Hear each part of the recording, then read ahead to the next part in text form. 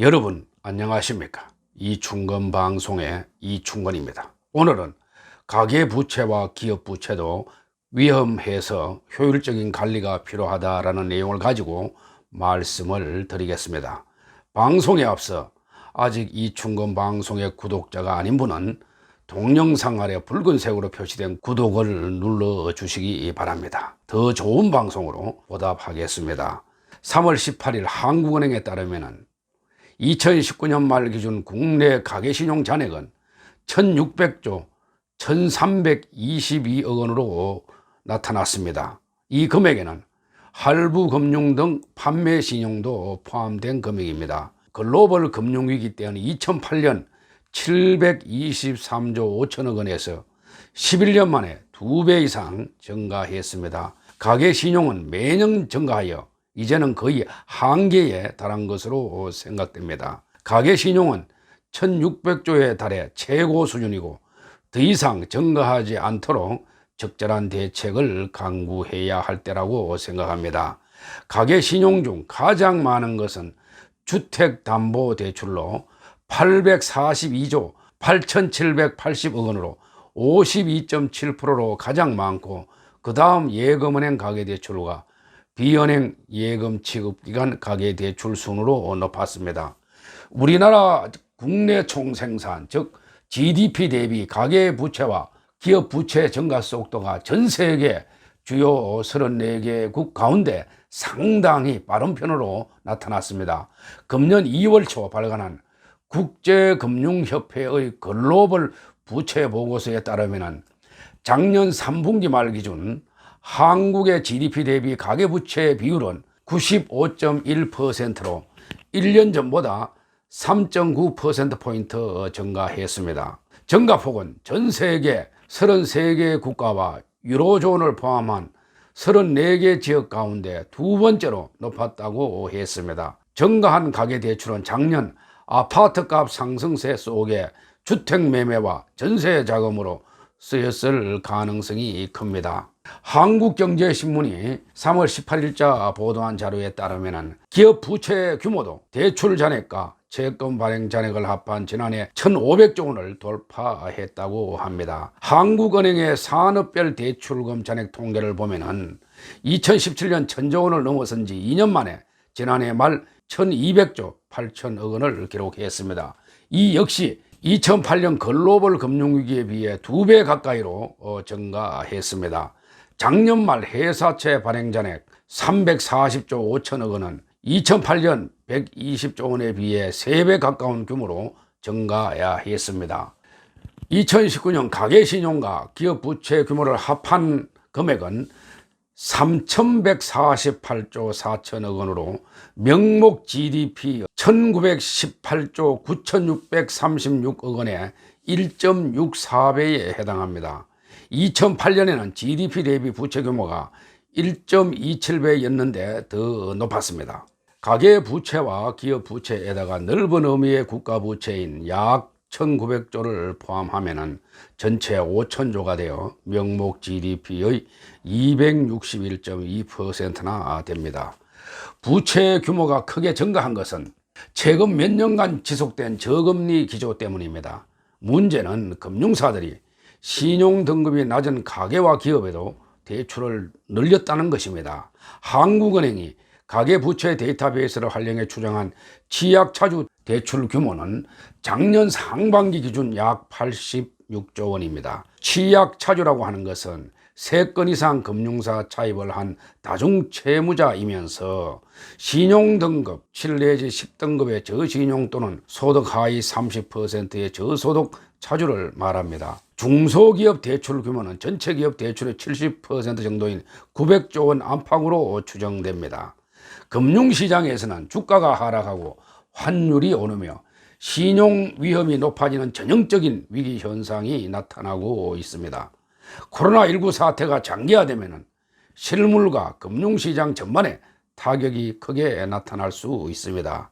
저신용 가계와 기업에 대한 대출 비중이 가파르게 증가한 곳은 저축은행과 상호금융 등 제2금융권입니다. 작년 상반기 기준 은행의 취약차주 대출 잔액은 3조 7천억 원에 불과하지만 대부 업체의 60조 4천억 원, 저축은행의 25조 9천억 원, 여신 전문 금융사의 14조 5천억 원, 보험사의 7조 7천억 원 등입니다.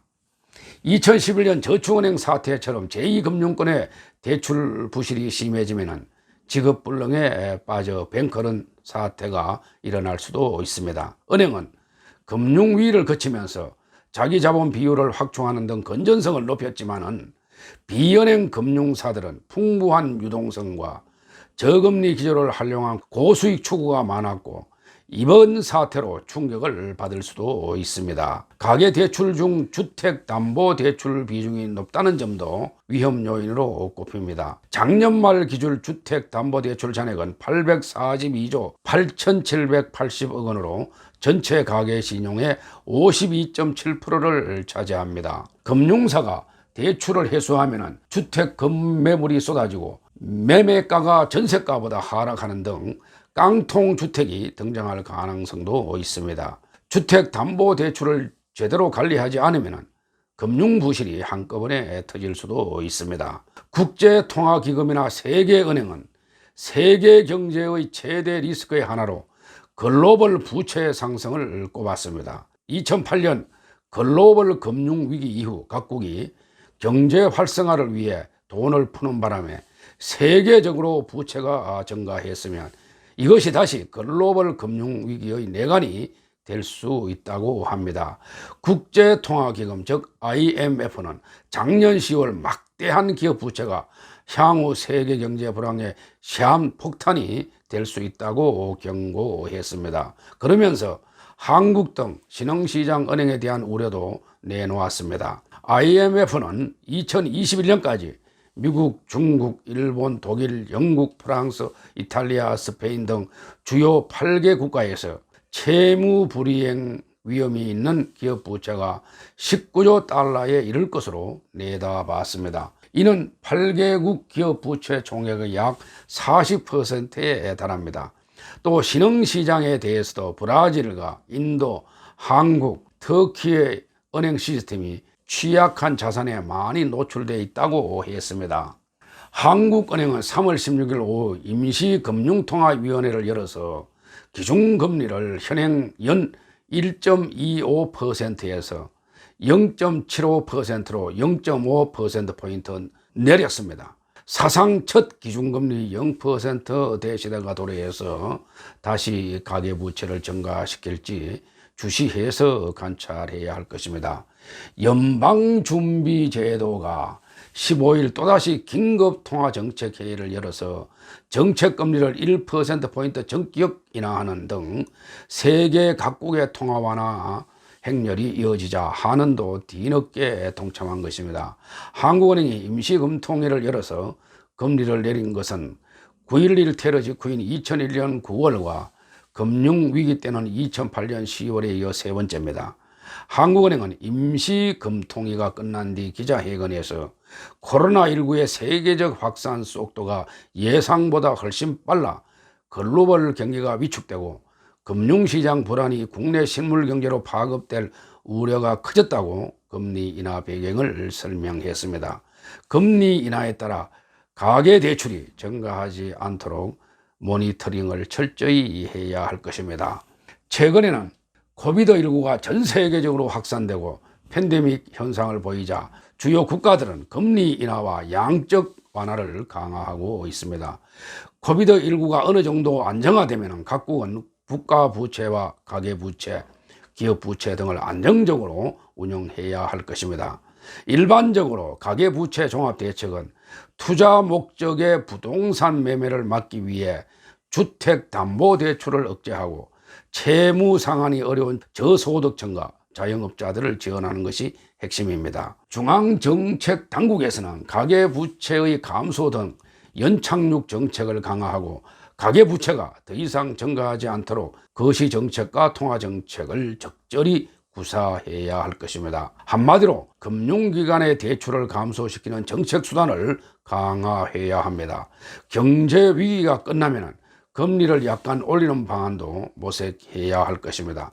또 가계대출 중 상당 부분을 차지하고 있는 주택담보대출이 부실화되지 않도록 부동산 시장의 연착륙 대책을 수립하여 적절히 대응해야 할 것입니다. 부동산 시장이 급락하게 하락하는 것을 방지하는 한편 실수요자의 부동산 거래는 정상화시켜야 할 것입니다. 끝으로 금융당국은 가계대출에 대한 건전성 감독을 강화하고 제2금융권의 무분별한 대출을 어느 정도 규제하면서 가계의 채무 상환 능력과 채무 불능 위험 등 가계대출 동향에 대해서 주기적으로 모니터링하여 위험 요인을 선제적으로 대응해 나가야 할 것입니다. 오늘은 여기까지입니다. 제 영상을 시청해 주셔서 대단히 감사합니다.